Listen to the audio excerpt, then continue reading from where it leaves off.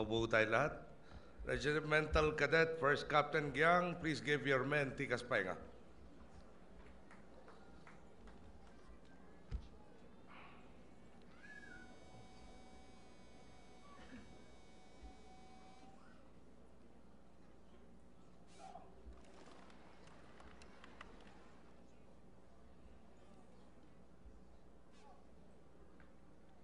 Secretary Voltaire Gasmin, General Ricardo David, Director General Raul Bacalso, our host Vice Admiral Leonardo Calderon, Cavalier Rodolfo Biason, Cavalier Edgardo Renes Samonte, our second youngest alumni, Colonel Ray Bocalbos,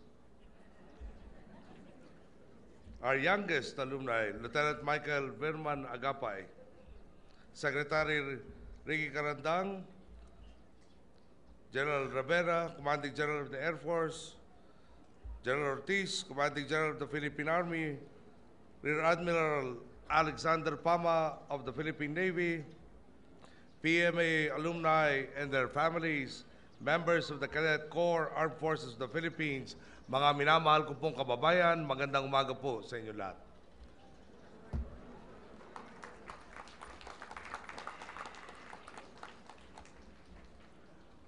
Bago po kayo pumasok sa Philippine Military Academy, maraming taon na marahil ang lumipas.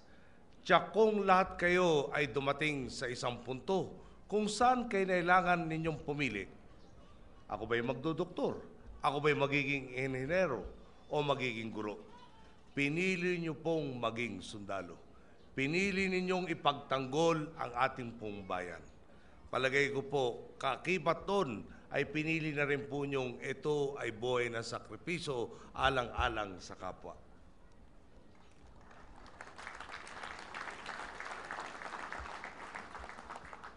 Nang nagtapos kayo at iniwan ang bakuran ng institusyong ito, kinailangan ninyo muling pumili.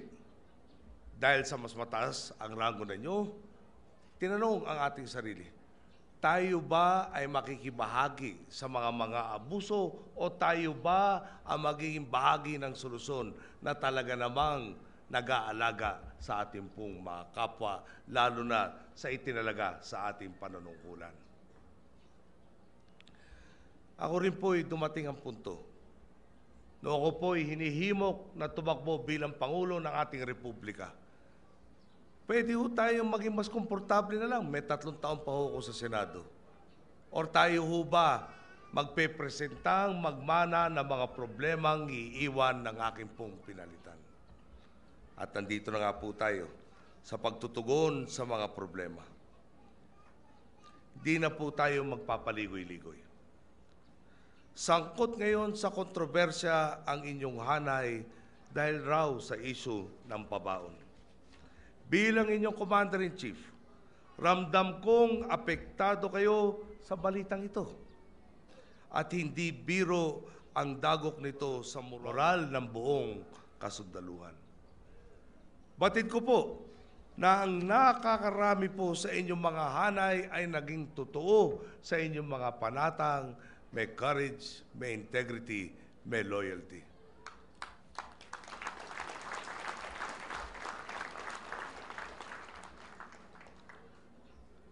Batid ko rin po na kung sakasakaling dumating na tayo sa punto na napatunayan na meron talagang mga nagsamantala sa kapangyarihan iginawad sa kanila, sigurado po kung meron silang makakontsabang di hamak, mas malaki pa ang kasalanan na kailangan panagutan sa taong bayan.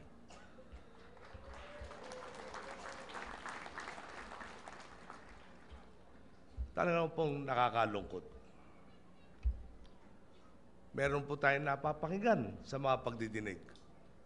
Talaga po malaki ang kasalanan sa taong bayan, di umano. At ang sinasagot sa taong bayan, nauwi parati sa hindi ko naalala. Sus Mario Joseph, hindi pa naman ho yata ganun katanda para maging ulyanin. Pero sabi nga po ng mga mas matalino sa akin, bawat problema, binibigyan na rin tayo ng solusyon. Binibigyan tayo ng pagkakataon. Tingnan natin ang mga sistemang umiiral sa ating pong bansa Tingnan natin kung bakit nangyari ang ganitong sitwasyon para mabigyan tayo ng pagkakataong ibago, mabigyan rin tayo ng pagkakataong itama ang mga maling palakad o mga maling sistema na nagbigay usbong sa ganitong pag-aapi sa kapwa. Dito araw po ang Class 86.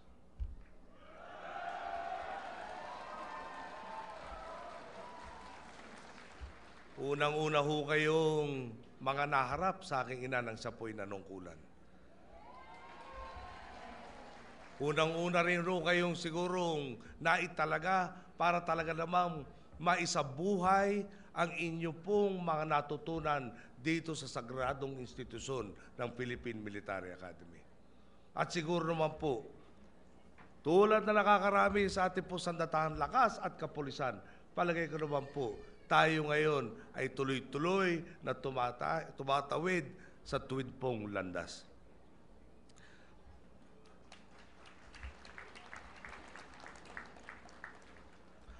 Buo po ang ating suporta sa pag-uungkat ng katotohanan sa kontrobersang ito.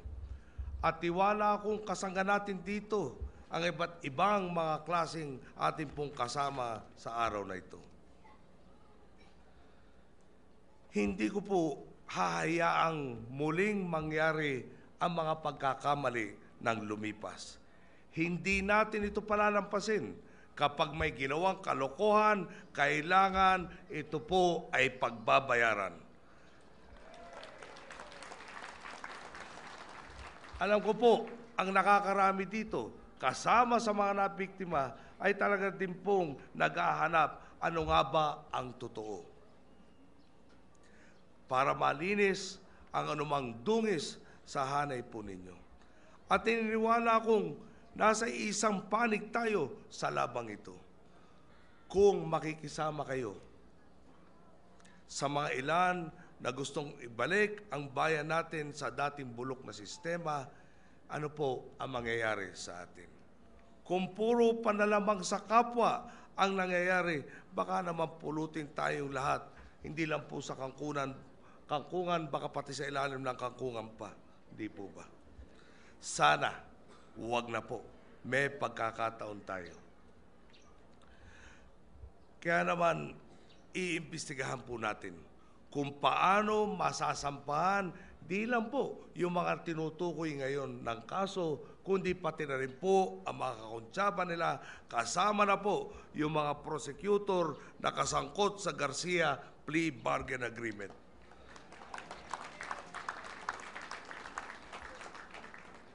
Pati ho sila, nagkaroon na rin po ng ulyanin yata. Wala raw natanggap na impormasyon, hindi raw po nila alam ang kanilang iniimbestigahan. Kawawa naman po ang bayan natin. Malinaw naman po ang punto natin kung may nagawang mali at may sapat na ebidensyang upang ipatunayan to, tungkulin nating sampahan ng kaso ang kinaukulan. Bahagi ng mandato nating itaguyod ang interes ng taong bayan. Ngayon, kung hindi natin magawa ng tama ang obligasyon nito, may kakulangan rin po tayo sa taong bayan. Alam po nyo, sa pagbabago natin ng sistema, sa pagtatak natin ng tuwid na landas, ano ho ba ang maidudulot natin dito? Sa loob ng 8 buwan ng ating panunungkulan, itong taong pong to, ipinapangako ko po sa inyo, aayusin natin at umpisa natin na malaking kaayusan ang kakulangan ng pabahay sa ating po sandatahang lakas, pati na po sa kapulisan. Kung dati-rati po ay meron mga nakakatiis na parating kulang ang mga kawani na nasa ilalim nila, ako po ay may konsensyang buong buo pa. At sa taong ito, hindi ho bababa sa 20,000 pabahay ang ipagkakaloob po natin sa kawani po ng AFP at ng PNP.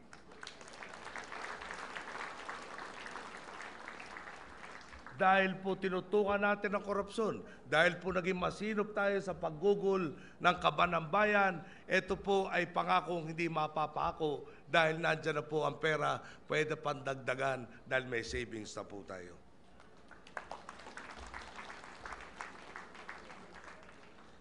Umpisa pa lang ho yan. Ano ho ba ang dapat nating gunitain? Susunod na linggo po, nandiyan na po ang ika-25 anibersaryo ng EDSA. EDSA po, isa sa pinakamagandang aral at pinakamagandang kaganapan dito ay nagkabuklod-buklod muli ang ating pong mga membro ng kasundaluhan at kapulisan at ang mamamayan. Kung nung martial law nagkahiwa-hiwalay, nung EDSA po nagkasama-sama muli. Kayo po, na produkto ng PMA at iba pa nating mga institusyon umuhubog sa ating mga opisyal at kasundaluhan kapulisan ay hindi po nababahagi sa lipunan. Tayo po ay membro lahat ng iisang lipunan na kung saan pagdadamay at pag-uunawa sa bawat isa ang iiral sa atin, talaga naman pong wala tayong hindi kayang paroonan. Gusto ko po ipabatid sa inyo ang ilan sa mga good news na po. Ang Pilipinas po, karamihan ng mga mandaragat, 30% nga po, ay nanggagaling po sa Pilipinas. Di bababa sa 30%. Kakibat po noon, at ito po yung mas good news. Tayo na raw po ay pang-apat sa pinakamaraming barkong ginagawa sa buong daigdig. At yung dalawa pong malakihang kumpanyang gumagawa ng mga barko dito sa Pilipinas, yung Chuniisi sa Cebu, yung Hanjin sa Subic na magtatayo rin po sa Misamis, sila po ay fully booked na raw hanggang 2013 sa dami ng mga order sa kanila po. Isa lang po yan sa good news. Kung tayo po'y may kapayapaan, kung tayo po'y may kaayusan, talaga naman pong gaganda ng ganda ekonomiya, dadami po ang kaba ng bayan, dadagdagan natin kaliwat kanan ang benepisyong dapat makamtan ng bawat isa. At kaisa siya lang po ang solusundan. Nung EDSA, nagkaisa ang sambayanan. Ngayon po, ika-25 taon na ginugunita ang EDSA, may bago ng henerasyon. Itong bagong henerasyon, kailangan na po natin pagkalooban ng tama at ginintuang kinabukasan. Mangyayari yan kung talagang pagtingin natin sa kapwa, hindi siya iba. Kasama mo ko, dito tayo tatahak sa tuwid na landas. Baka naman po masabi, masyado na akong ginanahan sa pagsasalita ngayong araw na to. Ulitin ko lang po, wala tayong hindi kayang gawin. May mandatong maliwanag na isaayos natin ang ating lipunan. Kaya naman po, meron tayong dadagdag na tradisyon na palagay ko po yung maganda naman. At ito naman po ay pagkakaloob natin sa susunod na salinlahing nasa harapan po natin ngayon. By virtue of the powers vested in me as President of the Republic of the Philippines and Commander-in-Chief, Armed Forces of the Philippines, I hereby grant pardon as recommended by the Superintendent, Philippine Military Academy, to the members of the Cadet Corps, Armed Forces of the Philippines, who are currently and will soon be serving punishment. Thank you and good day.